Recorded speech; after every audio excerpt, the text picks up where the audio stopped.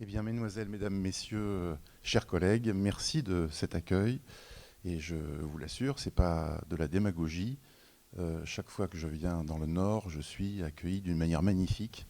Et hier soir, j'ai été accueilli par certains d'entre vous d'une façon vraiment très sympathique. Et je voudrais saluer Daniel Salvadori. J'ai presque envie de dire mon ami Daniel, parce que c'est la deuxième fois que j'ai l'occasion non seulement de venir près de chez lui, mais également dormir chez lui, parce qu'il m'invite à son domicile.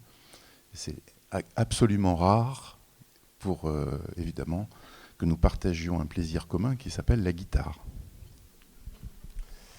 Alors, comme on vous l'a dit, on va procéder en 3 temps. Dans un premier temps, je vais essayer de passer un peu en revue le sujet des ados.com, ce que j'appelle les ados.com, c'est-à-dire les adolescents d'aujourd'hui qui sont inscrits dans une société marquée par finalement deux grands aspects dont je crois il faut qu'on ait vraiment conscience. Le premier aspect très important, c'est de savoir que notre société est une société de consommation, et le mot consommation n'est pas l'équivalent de manger ou de boire, qui sont des actes, comme vous le savez, à la fois vitaux mais aussi socio-culturels majeurs par lesquels nous, les humains, nous échangeons, nous partageons, nous prenons du plaisir ensemble à boire ou manger. Et bien entendu, ici, vous ne dérogez pas à cette règle. Consommer, c'est pas ça. Dès le latin, consomare, ça veut dire achever, détruire. Ça n'est pas un mot sympathique, contrairement à l'usage courant qu'on en fait aujourd'hui. Consommer, il faudrait le traduire plutôt par ingurgiter, absorber, avaler quelque chose. De la nourriture, bien sûr, mais pas seulement de la nourriture, des données, des infos, différentes choses. Et faire ça, c'est-à-dire absorber, ingurgiter, avaler quelque chose, sans forcément besoin, à la différence de manger et de boire, sans forcément envie, et surtout sans limite. Et ça, j'avais envie de vous rappeler cette définition parce que ça explique beaucoup de choses déjà dans le positionnement de nos ados qui sont des consommateurs de tout et qui, lorsqu'ils présentent des troubles, sont très souvent dans le registre des troubles de la consommation, consommation de nourriture, comme vous le savez. Ça a été dit par monsieur le maire tout à l'heure, mais on connaît l'anorexie mentale, mais il y a aujourd'hui un autre trouble qui est en très grand développement dans notre société, c'est les crises de boulimie avec vomissements provoqués chez des jeunes filles qui ingurgitent énormément de nourriture et qui ensuite se font vomir pour garder la ligne et respecter en quelque sorte le critère de minceur qui, comme vous le savez, est un des dictates de la mode d'aujourd'hui. Donc, ingurgiter, absorber de la nourriture, mais consommer de l'alcool, consommer du cannabis. Et vous savez qu'aujourd'hui, les statistiques, toutes les 3 ans, sont à mettre au rebut, tant la progression augmente. Aujourd'hui, on a le sentiment, si vous voulez, lorsqu'on se déplace dans des grandes villes, à proximité de certains lycées, à Bordeaux, pour vous donner un exemple de ma ville, à 150 mètres des lycées, ça sent le cannabis. À 150 mètres du lycée, ça sent le cannabis. Donc c'est quand même dire l'importance du phénomène. Consommation d'alcool, consommation de cannabis, consommation d'autres drogues, en particulier très grande progression de la cocaïne et de l'ecstasy, et consommation dans tout à fait d'autres registres qui sont le point sur lequel nous allons beaucoup insister aujourd'hui, la consommation d'images, de données informatiques, puisque nos ados sont aussi des ados hyper connectés. Et c'est le deuxième aspect très important, société de consommation d'une part. Comment faire pour que l'image, si vous voulez, de l'acte d'avaler quelque chose, ils puissent en profiter, en tirer profit et pouvoir digérer ce qu'ils absorbent. Ce sont aussi des enfants du numérique et je vais essayer de vous en dire quelque chose. Mais d'abord et avant tout, retenez de mon propos pour l'instant une règle qui me semble très importante dans nos domaines du médico-social ou du sanitaire, puisque je crois que c'est la majorité de nos secteurs ici. Il faut retenir un principe fondamental, c'est que l'ado est un petit métaphoriste qui s'ignore et qui donc décline au sens propre très souvent des choses qu'il pense, qui sont vraies au sens figuré, et vice-versa, sauf exception qui confirme la règle. Et ça, c'est très important, qu'on vient d'en donner une illustration. On peut absorber, ingurgiter de la nourriture, mais on peut absorber, ingurgiter des séries télé, des images, des données vraies ou fausses sur Internet. Vous savez que les ados ne sont pas les derniers à répandre aussi des rumeurs qui sont tout à fait fausses. Le 11 septembre n'a pas existé. Enfin, toutes ces données qui sont revues et corrigées d'une manière erronée et qui circulent sur le net. Alors, enfant du numérique, on aurait presque envie, c'est déjà presque la deuxième génération, puisque aujourd'hui, le compact disque, quand on dit le mot compact disque à des adolescents, ils vous regardent d'un air de dire mais de quoi s'agit-il? C'est une nouveauté parce que en fait, le compact disque a 25 ans. C'est un vieux, le compact disque. Il est moribond, comme vous le savez. Et donc, ils sont arrivés après ça, eux, et ils sont arrivés au moment où vraiment la révolution numérique s'est mise en marche. Et vous savez qu'elle est en ce moment en marche, cette révolution numérique. On n'en a pas toujours forcément conscience. Nous sommes en train de la vivre. Nous sommes en plein dans la révolution numérique. Elle est loin d'être terminée. Elle est sans doute au moins aussi importante que l'invention de la roue, de la machine à vapeur ou de l'électricité. C'est vraiment une énorme révolution qui bouleverse notre relation au monde, qui bouleverse le commerce dans le bon et dans le mauvais sens du terme, sur le plan mondial. Et cette révolution est en cours puisque vous me faites venir aujourd'hui en chair et en os, et tant mieux. Mais dans 5 ans, peut-être vous pourriez faire venir mon avatar, un hologramme, me représenter en 3D. Enfin, on n'est pas loin de penser que l'écran qui est derrière nous, c'est peut-être déjà, lui, son 3e âge, son 4e âge. Il ne va pas tarder à disparaître au profit d'autres choses, d'autres représentations. Et vous savez qu'aujourd'hui, les fabricants de matériel numérique sont en train de travailler sur des projections dans l'espace d'objets que le regard ou le geste de la main pourra faire tourner dans l'espace pour l'observer sous tous les angles, sans besoin d'un support sous la forme d'un écran. Et je fais délibérément ce geste-là parce que la digitalité, le mot qu'on utilise, vous savez, on parle de révolution numérique en français. Les Français se sont toujours distingués des anglo-saxons. Nous, on dit numérique. Eux, ils disent digital, mais ça veut dire la même chose, en réalité, puisque par numérique, nous entendons des chiffres qui codent des informations, qui circulent donc notamment sur le net.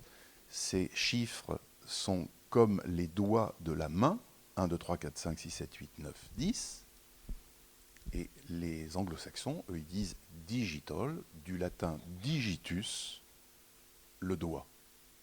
Donc l'origine du mot vient bien dire l'importance du doigt, mais l'importance du doigt est encore plus rendue, si je puis dire, par le fait qu'aujourd'hui, vous le savez, nos écrans de tablettes et d'ordinateurs sont tactiles et réagissent à la pression du doigt. Mon appareil, là, mon MacBook Pro qui est sur le bureau, est équipé d'un trackpad qui réagit en fonction de la pression avec laquelle mon doigt, mon digitus, va appuyer dessus.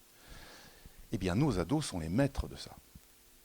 Ce sont des digital natives. Ce sont des enfants digitaux et ils savent extrêmement bien s'en servir parce qu'il y a une caractéristique majeure dans la révolution numérique, c'est qu'elle est basée sur sa découverte par l'intuitivité. C'est-à-dire qu'on n'a pas besoin d'apprendre à se servir de l'appareil, on sait intuitivement que quand il y a un voyant vert, ça veut dire que ça roule. Quand il y a un voyant rouge, ça veut dire que ça bloque. Quand il y a un voyant orange, ça veut dire que c'est entre les deux. Et tout ce décodage-là, c'est très important de l'avoir en tête. C'est le deuxième principe que je voudrais vous dire. Après la valeur du sens propre et du sens figuré, il y a un autre principe qui est très important, c'est de savoir que le progrès des sciences et des techniques modifie nos représentations et nos mentalités, et nos façons de penser et d'échanger nos pensées. Si je vous dis par exemple, si j'étais un ado, face à quelqu'un qui ne comprend pas, il dirait non mais t'imprimes pas ou quoi? Et ça, cette expression-là, ou bien c'est du copier-coller, etc., toutes ces expressions empruntées au numérique, nous les traduisons immédiatement en métaphores dans notre tête, et c'est ce qui nous permet d'échanger aussi des représentations et des figurations. Donc c'est très important de savoir ça. L'intuitivité fait qu'ils savent d'emblée utiliser l'outil, et ça amène un principe terriblement subversif pour les éducateurs au sens large du terme, c'est que pour la première fois, messieurs, dames, dans l'humanité, l'apprenti en sait plus que le maître.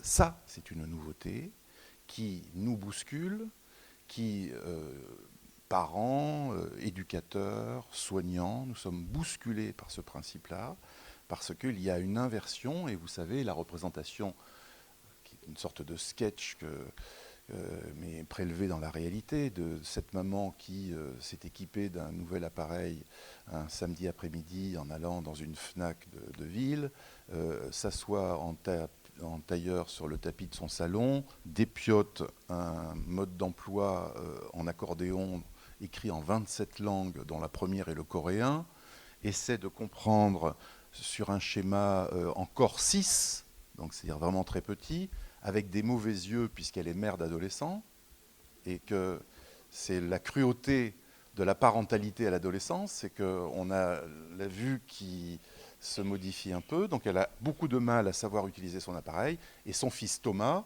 qui est en train de jouer dans sa chambre à un jeu vidéo sur son ordi, qui a soif, qui doit traverser le salon pour aller dans la cuisine pour se servir un verre de soda, voit sa mère en train de faire ça, et lui dit « Qu'est-ce que tu fais ?» Et là, elle est comme une petite fille, c'est la maman. Elle est prise en flagrant délit d'impuissance, de ne pas savoir comment ça marche encore. Et là, il prend l'objet, il lui demande si elle veut le fuseau horaire de Madrid. Et le voilà qui, en 3 coups de doigt, lui met son appareil en marche. Et elle est en train de regarder ça avec, évidemment, le sentiment qu'il en sait plus qu'elle. Comme il est en plus plus grand, quand elle va le remercier, elle va dire « Merci Thomas » en se redressant. Alors, c'est amusant en le disant comme ça, mais ça vient bouleverser vraiment. C'est-à-dire que, si vous voulez, ça peut, d'une part, expliquer les grandes résistances que nous avons, nous adultes, à voir nos petits jeunes surfer sur tout et savoir, avec tous leurs doigts, envoyer des textos, alors que, par exemple, quand je suis en consultation face à un ado dans mon service, et que je tape comme un dinosaure, je suis un dinosaure, je tape avec un doigt sur mon portable pour envoyer un texto, vraiment l'ado me regarde d'un air désolé, il regarde avec le même regard, c'est comme si j'étais en fauteuil roulant, il dit « mais est-ce que je peux vous aider ? Enfin, je peux vous le taper si vous voulez ?» Parce que eux, ils savent faire comme ça. Alors, ils savent faire comme ça, c'est très intéressant, ils sont très doués pour ça. Du coup, ils nous amènent à nous sentir débordés, dépassés, et on est tenté, bien entendu, d'utiliser les ressources adultes pour garder le contrôle. Ça, c'est un trait dont on doit avoir conscience, parce que ce n'est pas la bonne solution que de débrancher les câbles en disant « mais non, tu n'auras plus Internet maintenant, ou de prendre le portable pour les priver pendant une semaine parce qu'ils ont eu une mauvaise note, etc. Tout ce chantage-là à l'objet, si vous voulez, est un mauvais plan. Imaginez ce que ça nous aurait fait à nous si on nous avait coupé l'électricité en 1980 parce qu'on avait ramené une mauvaise note en maths, ou qu'on nous dise, bah, écoute, maintenant tu te déplaceras, tu feras les 20 km à pied parce que j'arrête le moteur, tu te déplaceras plus en mobilette ou en voiture. On aurait sans doute très mal réagi. Donc il faut faire attention parce que nos ados sont digitaux, j'ai envie de vous dire, jusqu'au bout des doigts, avec un cœur numérique. C'est-à-dire qu'ils ont une carte SIM dans la tête, d'une certaine façon, si vous voulez. Et si on les débranche de manière délibérée, ils vont mal réagir et ça ne va pas forcément leur permettre d'intégrer les choses. J'aurai l'occasion sans doute de vous le redire tout à l'heure. On peut arriver à les débrancher, mais attention, on peut arriver à les débrancher, à les déconnecter si on parvient à leur proposer quelque chose d'autre à la place. J'aurais envie de vous dire, parce que je sais qu'il y a pas mal de soignants chez vous, que c'est un petit peu comme le délire du psychotique. Le principe du soin aux psychotiques, c'est pas de leur enlever leur délire. Sinon, il leur reste rien. Et comme vous le savez, le plus grand danger auquel est exposé un patient schizophrène, c'est de se suicider avec un risque 35 fois supérieur à celui de la population générale, parce qu'une fois guéri de son délire, il se sent vide à l'intérieur et donc il préfère mourir. Donc il faut faire très attention. On n'enlève pas le délire, on réduit la souffrance, mais on essaie de comprendre aussi ce que dit le patient délirant.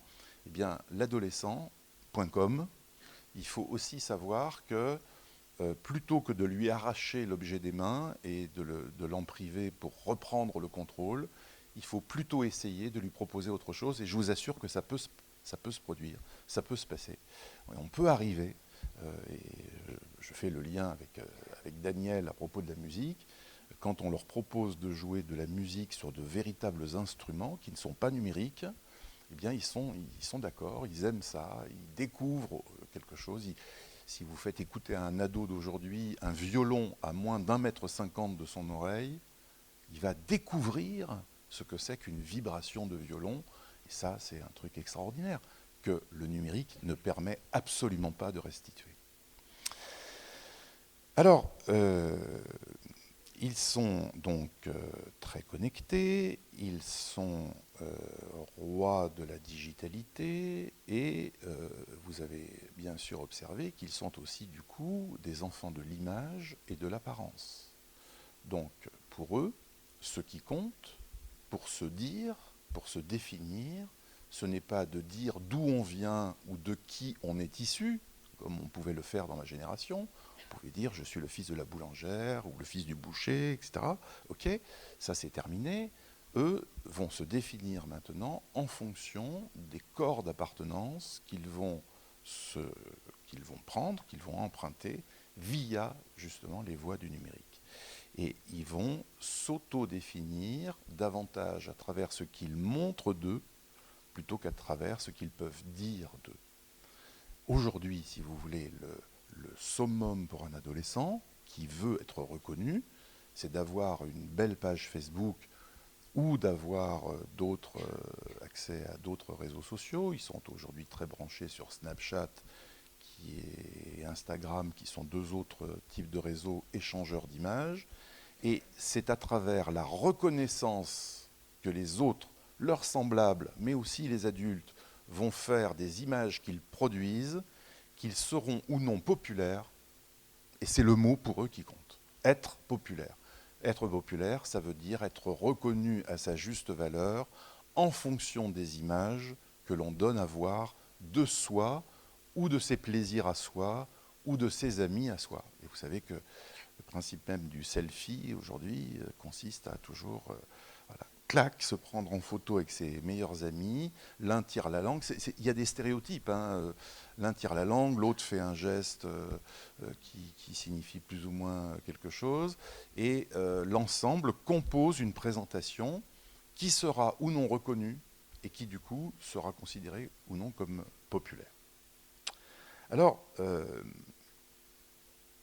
il y a, bien entendu, il faut l'admettre, comme toujours, dans tout domaine, il faut avoir en tête qu'il y a toujours, forcément, quand il y a une face pile, il faut toujours essayer de chercher quelle est la face. Face. C'est-à-dire qu'un principe de notre humanité, mais de notre monde, j'aurais envie de dire, c'est qu'il ne peut pas y avoir une chose sans son contraire. Il ne peut pas y avoir une face sans son autre face. Il ne peut pas y avoir de l'ombre sans la lumière, et ainsi de suite. Et donc, il ne faut jamais en rester seulement sur une face, il faut essayer toujours de voir ce qu'il y a dans l'autre face. Je vous ai dit tout à l'heure qu'ils sont très forts dans l'intuitivité, pour saisir l'objet et pouvoir le manipuler, et pour pouvoir, avec leurs doigts, en effet, surfer et digitaliser. Ils sont, de ce point de vue-là, devenus très polyvalents. Il faut savoir que les grandes modifications anthropologiques se faisaient auparavant tous les 30 ans. Il fallait une génération pour observer de véritables changements, par exemple dans l'évolution des mentalités ou des modes de vie en regard du progrès des sciences et des techniques. Il fallait 30 ans. Aujourd'hui, il faut 5 ans. 5 ans seulement. Et donc on voit déjà, depuis peu, la manière dont les ados fonctionnent a déjà changé et leur polyvalence s'accompagne de modifications anthropologiques qui sont quand même assez incroyables. Les petits-enfants qui sont en train de naître, là, aujourd'hui, naissent avec un poids de cerveau supérieur au nôtre. Le cerveau humain est en train d'augmenter dans le sens antéro-postérieur. Du cortex préfrontal devant, du cortex occipital derrière. Occipital, la vue, le regard, car tout ce qui se joue dans le numérique, vous l'observerez, ne se joue pas seulement dans le son, mais toujours dans les images qui accompagnent le son. Ils sont audio-visuels, et il faudrait surligner visuel.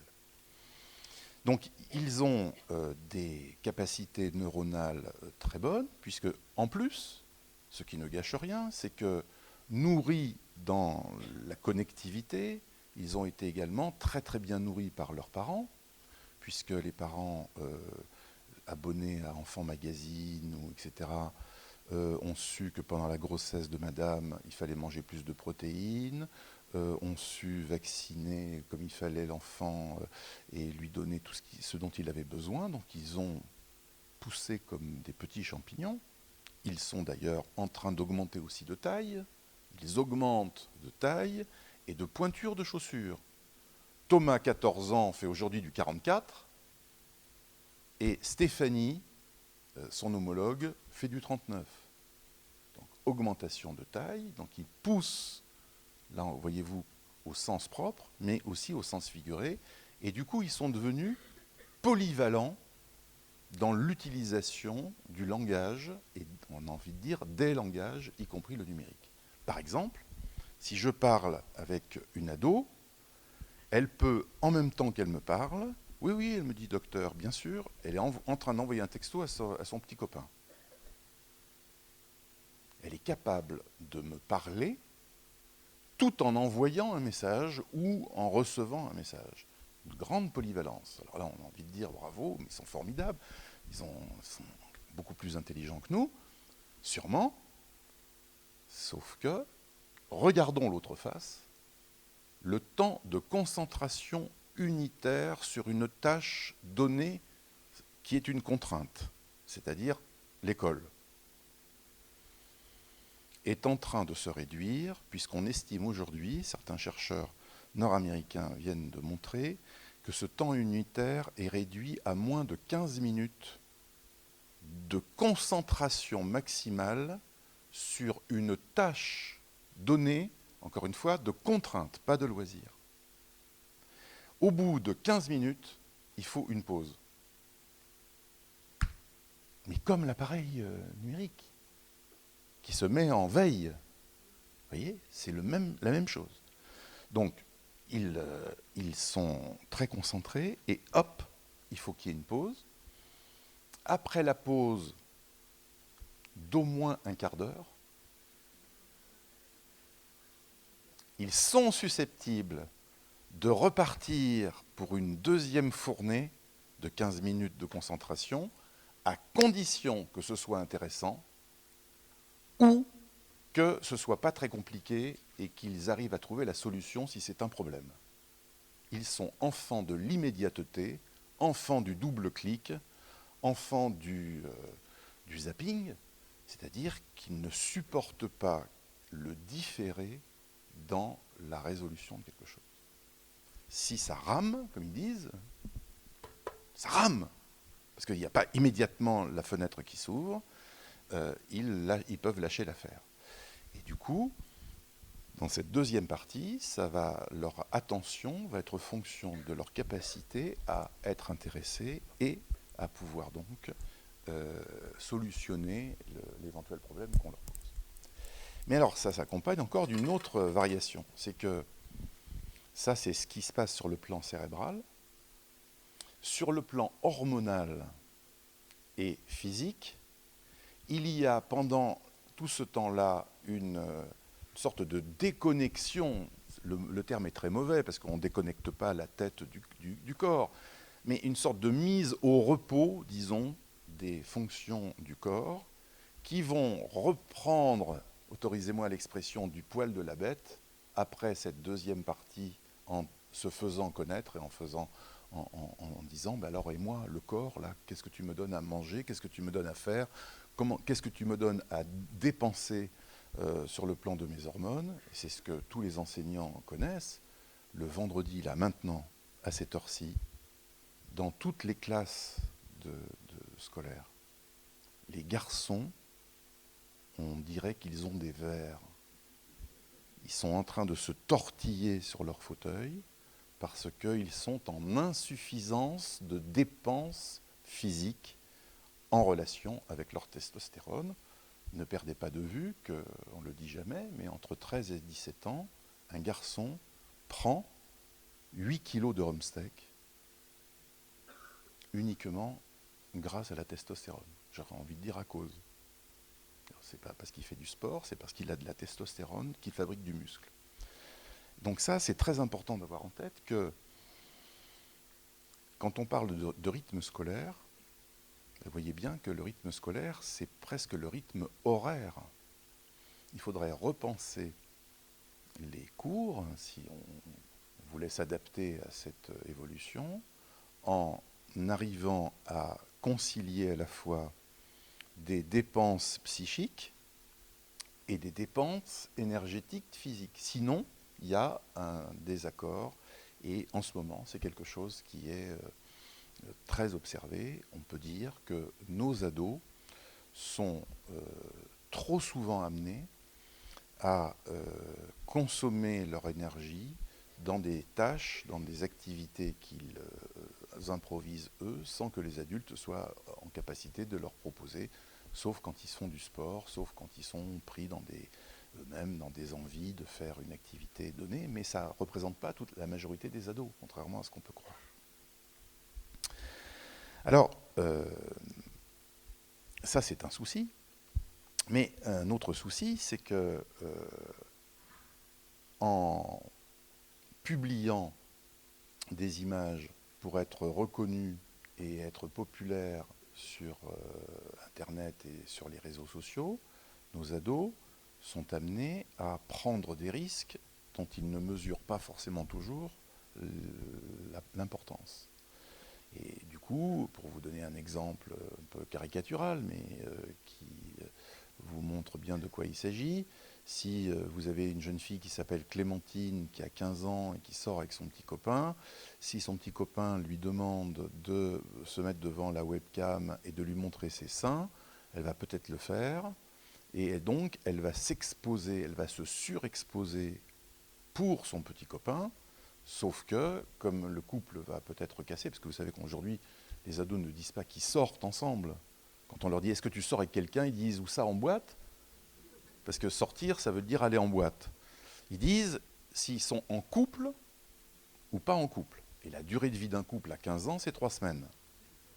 Donc automatiquement, ils ne seront plus en couple bientôt. Et si la jeune fille a délivré d'elle des images intimes, le garçon, et qu'elle a cassé, qu'elle est responsable de la faillite du couple, le garçon peut se venger en publiant les photos compromettantes sur sa page, ce qui s'appelle pourrir le mur. C'est l'expression est vraiment choisie et susceptible d'arroser les collègues, les pairs, les semblables, avec les images compromettantes de la jeune fille. De la même manière, et ça c'est quand même assez sidérant, parce que en tant qu'enfants de l'image, capables de jouer avec leurs images, parce qu'ils ne sont pas non plus complètement naïfs, ils savent bien qu'ils donnent des choses à voir et que peut-être il y a un risque. J'ai une de mes patientes qui me disait l'autre jour que vraiment elle avait été stupéfaite. Alors, de quoi? Le garçon de 18 ans avec qui elle correspondait, d'ailleurs il était censé être du Nord, en fait il avait 42 ans, il était chauve. Et elle, si vous voulez, elle a, d'un seul coup, son monde s'est effondré le jour où elle s'est aperçue qu'elle avait affaire à en fait un adulte qui se cachait derrière un pseudonyme, une fausse identité. Enfin, c'est un grand jeu de pervers que de profiter des sites fréquentés par les ados pour les polluer et en tirer parti avec plus ou moins d'ailleurs de gravité dans les passages à l'acte. Mais c'est quand même assez étrange de constater que bien que roi de l'image et roi de l'apparence, il reste évidemment quand même certainement immature et du coup dans l'incapacité de toujours mesurer les risques qu'ils prennent. Cette immaturité, il faut accepter là aussi de la voir au sens propre encore et là encore en naviguant du sens propre au sens figuré. Un ado d'aujourd'hui va avoir une seconde peau très incarnée dans les marques. Comme vous savez, il y a des marques qui, voilà, il faut avoir tel jean, tel pull, etc. Et puis, en même temps qu'ils se veulent toujours plus grands qu'ils ne sont, au sens propre et au sens figuré, les filles veulent être grandes en âge et grandes en taille, donc elles portent des talons hauts, elles se lissent les cheveux pour être encore plus longilignes, elles espèrent que les pantalons très serrés vont encore les agrandir, donc elles veulent être grandes aussi physiquement. Et qu'est-ce qu'elles ont appendu à leur sac? L'ancelle, des sacs de mamie, comme me disait. Elles sont fans de sacs de mamie, nos ados. C'est quand même incroyable. Et pendu au sac de mamie, il y a une tétine, ou un lapin, ou un doudou, et donc un reliquat de la toute petite enfance qui vient quand même nous rappeler, qui devrait venir nous rappeler qu'elles sont femmes fatales par devant, et par derrière, encore des petites filles qui peuvent se faire avoir, hein, peuvent être dupées, peuvent être trompées, peuvent être embarquées dans des mauvais plans.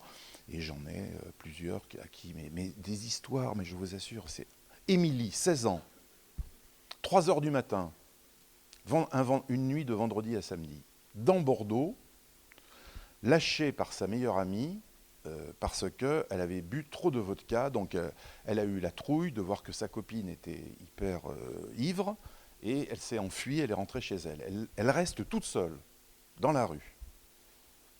Mais elle est consciente, elle n'est pas ivre-morte. Un garçon, un homme, dont elle dira qu'il avait genre 30 ans, avec un bonnet, l'air bizarre, pleine nuit, à 3 heures du matin, l'aborde et lui dit, mais je vous assure, lui dit, est-ce que tu sais où il y a un distributeur de cash? Elle ne sait absolument pas, elle ne va jamais dans un distributeur de cash, c'est une ado. Elle dit, oh oui, sûrement, au sous-sol, au deuxième, il doit y en avoir un. Et la malheureuse descend et va donc se faire abuser par un bonhomme dont qu'elle reverra quelques semaines plus tard, toujours en se promenant avec sa meilleure amie dans la ville, et elle n'osera pas aller le dénoncer. Donc, proie aussi, hein, c'est-à-dire jeunes gens qui sont proies, des jeunes gens qui sont attirés par la prise de risque, et cette jeune fille reconnaîtra ensuite en thérapie que, bien entendu, c'est à mettre au compte pour elle d'une tentative de suicide. D'ailleurs, elle aura un parcours avec 2 tentatives de suicide. En réalité, cette rencontre avec cet inconnu dans la nuit a été une sorte de tentative de suicide. Elle a été se laisser embarquer dans une prise de risque inconsidérée, dont elle n'avait pourtant que partiellement conscience, mais qui, le fait est, en était une. Alors, des mauvaises rencontres sur Internet, ils peuvent en faire. Visiter des sites dangereux, oui, mais attention au délit, entre guillemets, de sale gueule qu'on pourrait nous donner à ces visiteurs et visiteuses de ces sites impossibles. Ne sont pas forcément contaminés par la vision d'un site pro-ANA ou d'un site extrémiste.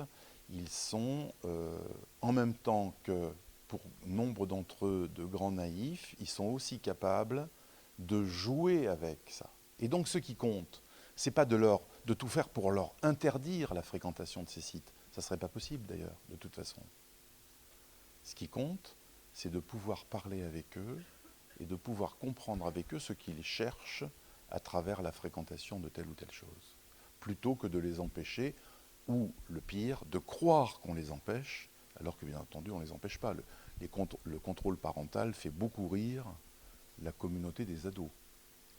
Aucun contrôle parental ne marche, bien entendu ils sont capables de déjouer tous les plans parentaux qui visent à empêcher la fréquentation de tel ou tel site.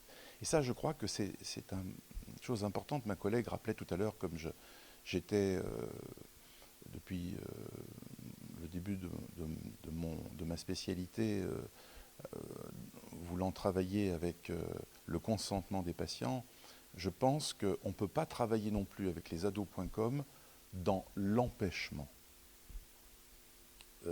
C'est pas en empêchant les ados qu'on parvient à les dissuader de fréquenter ou de se livrer à des risques. C'est en essayant de comprendre avec eux ce qu'ils cherchent à travers la conduite, ce qu'ils visent, ce qu'ils espèrent, et d'essayer à partir de là de se faire une représentation de leur capacité à penser et reconnaître les prises de risques, l'état de mal-être qu'ils peuvent avoir, car bien entendu, ceux qui vont en prendre le plus de risques sur Internet sont aussi ceux qui, souvent dans la vraie vie, si je puis dire, vont se mettre énormément en danger. Alors, la cyberaddiction, c'est-à-dire la dépendance aux écrans, d'ailleurs c'est plus seulement une caractéristique des adolescents, c'est une caractéristique de beaucoup d'entre nous, puisqu'on estime aujourd'hui que nous consultons nos portables 150 à 180 fois par jour. Donc on est hyper dépendants, les uns et les autres. Les ados le sont aussi, et là il faut, je crois, bien distinguer ce qui est de cette digitalité qui fait partie, qui est pratiquement un prolongement corporel, de pratiques d'enfermement dans Internet ou dans les jeux vidéo, qui est véritablement de la cyberaddiction. Il faut se rappeler quand même que l'addiction, avec 2D, c'est une aliénation, c'est être esclave d'une pratique ou d'une substance, et en l'occurrence d'un objet. Et cette dépendance à l'objet, c'est-à-dire cet enfermement à l'objet, est très souvent lié à 2 choses que les soignants connaissent bien. D'une part, la répétition de la fréquentation de cette conduite. Plus on fait quelque chose, plus on prend le pli de le reproduire, et puis aussi de s'échapper, de fuir, de s'écarter de la vraie vie, comme diraient les ados, pour pouvoir s'immerger complètement dans autre chose qui est une recherche d'apaisement, une recherche de diminution des tensions. C'est ce que cherche l'alcoolique, c'est ce que cherche le drogué, c'est ce que cherche l'addict aux jeux vidéo. Apaiser des angoisses intérieures en se coupant de la vraie vie, en s'immergeant complètement dans une conduite ou dans une pratique qui l'absorbe totalement jusqu'à ne plus l'amener à penser, donc à ne plus souffrir. Le projet de la personne addicte, c'est d'essayer de ne plus penser pour ne plus souffrir. C'est ça qu'il faut avoir en tête. Alors là encore, si vous voulez, si la réponse à la cyberaddiction, c'est aller dans la chambre de l'ado et lui débrancher la prise, c'est pas comme ça qu'on va l'aider à comprendre son problème. Son problème, ce n'est pas l'ordinateur. Son problème, c'est ne pas supporter le monde, son petit monde, ou son histoire, ou son vécu, et de tout faire pour s'en couper. Et d'ailleurs, c'est très incroyable de voir que les jeunes gens les plus malades qui vont sur des jeux fantastico-médiévaux, où ils reproduisent des mondes, où ils sont les aigles du silence, des expressions tout à fait, sont en train de se refaire un monde, mais comme le délire en est un, si vous voulez. Il faut encore une fois se rappeler que c'est la forme qui change, mais le fond du problème, c'est de réinterpréter le monde à sa façon pour espérer en souffrir moins. En tout cas, c'est comme ça que je vois, moi, le trouble mental. Je le vois comme une tentative plus ou moins désespérée d'adaptation à une situation de souffrance. On ne cesse dans notre vie, tous, les uns et les autres, que d'espérer moins souffrir, et on va le faire avec des modalités plus ou moins extravagantes ou plus ou moins pathologiques en fonction des ressources dont on dispose. Et quand on n'a plus comme ressource d'autre que de modifier son monde, à ce moment-là, en effet, on peut devenir délirant. Alors, ce n'est pas l'écran qui seulement rend addict au sens fort, encore une fois, du terme, c'est le sujet en quête d'addiction qui va aller se plonger dedans et y rester des heures. Mais il n'empêche que pour beaucoup de jeunes gens, c'est pas, l'expression est mal choisie, ils ne sont pas cyber-addicts, ils sont hyper connectés de manière trop importante dans la journée et surtout dans la soirée. Et là, ça va avoir une autre répercussion qui est très importante sur le sommeil. Aujourd'hui, il est quasiment impossible de faire éteindre un appareil numérique à un ado avant 22h30. Parce qu'ils sont sur un réseau social ou sur un jeu ou sur un film. Enfin d'ailleurs, c'est pas un film, c'est un téléfilm. Enfin non, c'est pas un téléfilm, c'est une série. Quand on leur dit le mot film, ils disent ouais, téléfilm, qu'est-ce que c'est quoi? Série, saison. Ça, c'est... Alors, saison sous la couette, on passe 5 épisodes de 45 minutes ou de 50 minutes à la suite, et forcément, le temps passe et on a du mal à s'endormir. Alors là, un conseil à la fois pour les gens qui ont des adolescents et des gens qui prennent en charge des adolescents. Il faut absolument refuser de laisser un ado avec son portable ou son ordi ou sa tablette la nuit dans sa chambre. Parce que c'est absolument impossible, même quand Virginie a éteint son appareil, en fait elle l'a mis en veille puisque ça lui sert de réveil matin. même quand elle a mis en veille, si Alexandra, sa meilleure amie, rompt avec Romain à minuit, elle va avoir un texto et elle ne peut pas ne pas répondre à son ami. Donc il va y avoir un chat qui va durer 1 heure et donc elle va se coucher de plus en plus tard.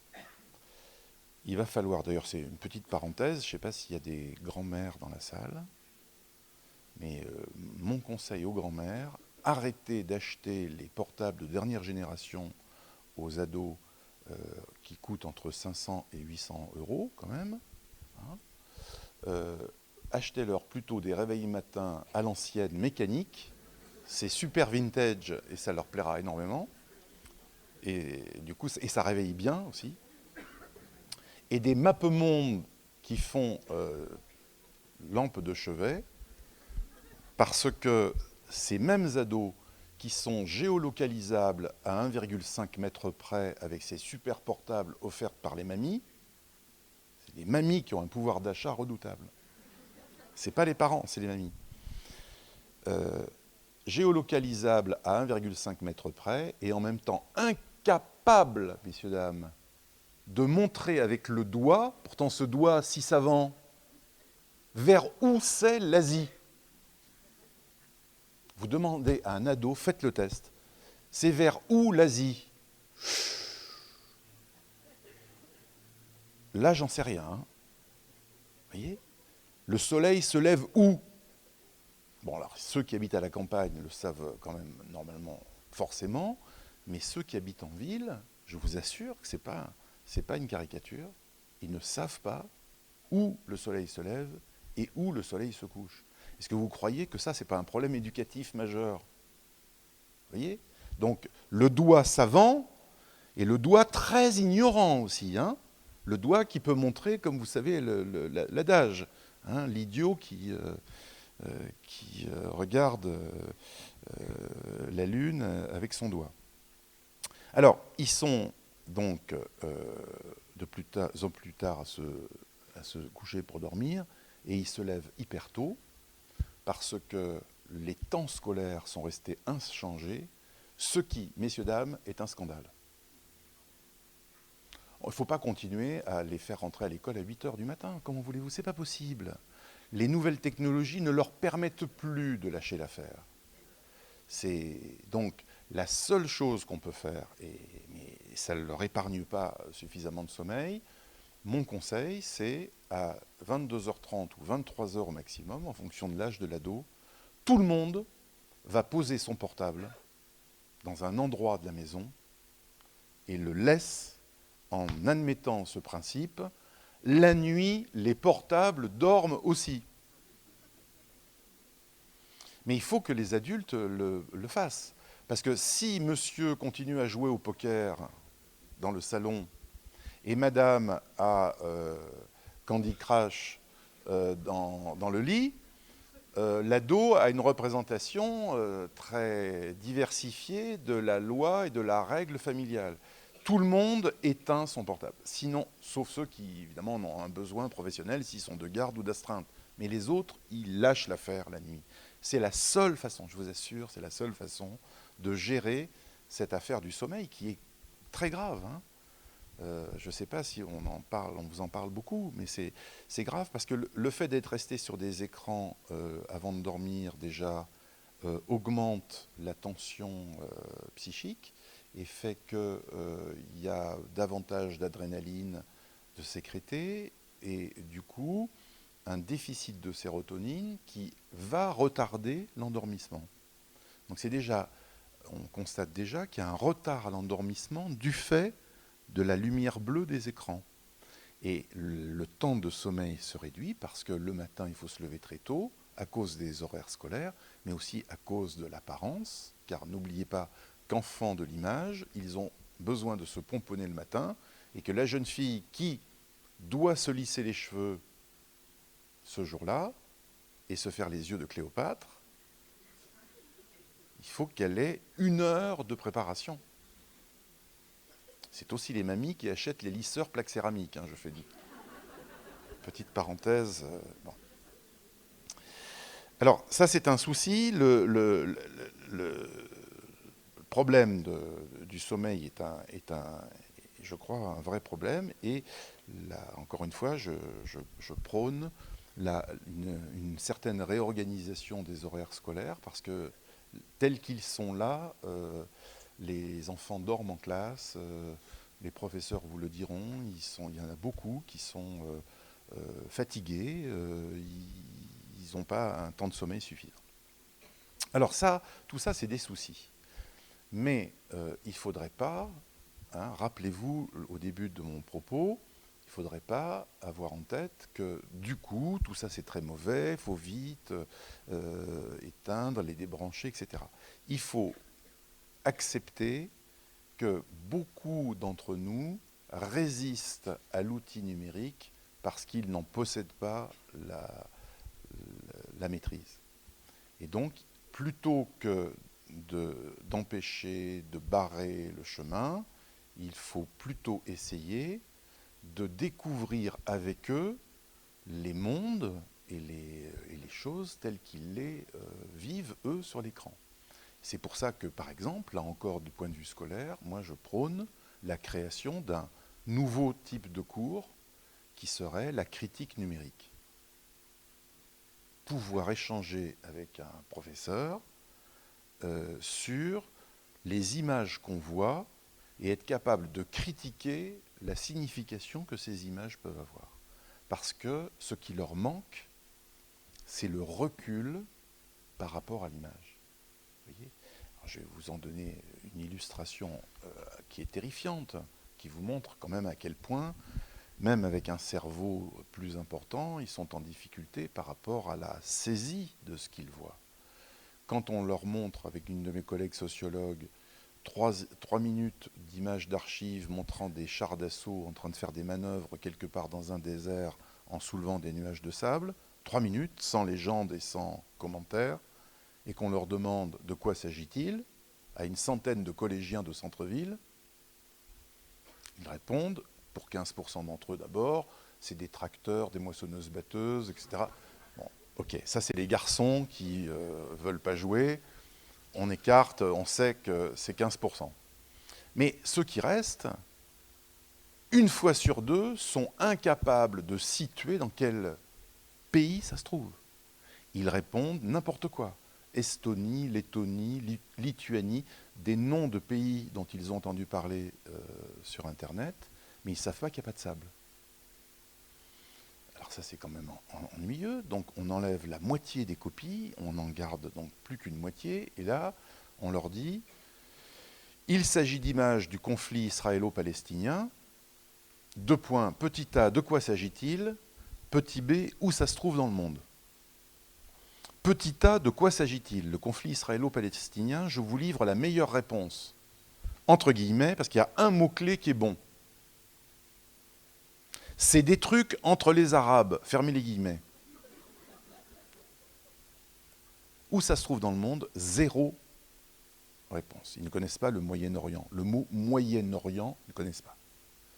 Donc, géolocalisé, de très près, mais en insuffisance de quelque chose. Qui est quoi ? De l'échange, de la parole, de la relation avec l'autre. Et là, je voudrais vraiment vous inciter à penser, même si tout à l'heure je vais vous montrer un jeu vidéo numérique, que pour l'instant, le support numérique ne peut être qu'un support. Il ne peut absolument pas remplacer la relation, la vraie relation, la relation en chair et en os.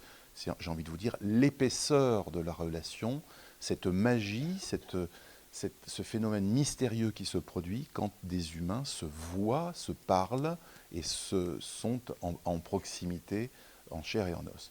Pourquoi les ingénieurs de Sony ne négocient pas des contrats par Skype, d'après vous ? Parce que sur Skype, c'est très gentil pour faire bonjour quand on est en vacances ou quand on est quelque part pour ses amis, mais on ne peut pas lire les émotions sur Skype. Or, la relation humaine, elle implique une épaisseur qui est la perception émotionnelle de ce que l'autre communique. Si on n'a pas ça, on n'a Il manque quelque chose. Donc ça ne veut pas dire que c'est rien, ça veut dire que c'est intéressant. Ça existe. C'est vrai que les avatars numériques sont parfois très réalistes, mais ne perdez pas de vue que les metteurs en scène qui fabriquent des avatars numériques font d'abord jouer des vrais acteurs et habillent les images vraies avec du numérique, et non pas le contraire. Donc aujourd'hui, le numérique, quel que soit son progrès, sa capacité phénoménale demain à produire des images dans l'espace, n'est pas en mesure de reproduire l'épaisseur de la relation. Donc, le jeu que je vous montrerai tout à l'heure, il faut que vous imaginiez que c'est davantage un support pour intéresser nos ados.com. 93% trouvent que c'est un jeu qui est intéressant. Mais il ne faut surtout pas en rester à ça. On ne va pas se contenter d'utiliser un support numérique avec eux en se disant, ben voilà, on les soigne avec du numérique. On les approche, on les séduit éventuellement par une approche qui leur parle, mais très rapidement, il faudra qu'à partir de là, il puisse y avoir du véritable échange, de la vraie relation avec des éducateurs ou des soignants. Ça, c'est très important. Je crois qu'il faut... Vous voyez, quand j'entends des municipalités miser sur le portable ou la tablette pour chaque collégien ou chaque lycéen, c'est pas ça qui réduit ce qu'on appelle improprement la fracture numérique. Ça réduit rien du tout, ça. C'est pas en faisant des cartables numériques qu'on va rendre nos collégiens et lycéens plus à même de s'intéresser à ce qu'on essaie de leur transmettre. C'est en utilisant ces supports, mais en continuant à produire de la relation humaine, ce que les ados appellent la vraie vie. D'ailleurs, tous, quand ils sont sur les réseaux sociaux à longueur de soirée, mais ils n'ont qu'une aspiration, c'est aussi se voir en vrai, se rencontrer en vrai. Ils disent, oui, dans la vraie vie, où moi j'ai voulu la voir en vrai, cette amie, etc., on a voulu se rencontrer. Donc si vous voulez, le numérique ne remplace pas, ne doit pas remplacer la relation humaine. Mais il faut, par contre, accepter de l'utiliser. Or, vous voyez, les collèges qui offrent des tablettes à leurs élèves feraient mieux de consacrer leurs sous à peut-être davantage produire des espaces où on peut avoir des activités sportives et proposer par exemple une page Facebook de présentation du collège dans laquelle des ados viendraient donner leur point de vue et leur présentation du collège à leur façon, avec leur langage à eux, avec leur vision à eux, de ce qu'ils y aiment, de ce qu'ils y détestent peut-être, bref, d'avoir, si vous voulez, d'accepter que le portail soit numérique, mais pas qu'on incarne l'établissement uniquement par ce type d'outil. Voilà en quelques mots ce que je voulais vous dire, en espérant avoir été un peu clair là-dedans. Vous allez voir tout à l'heure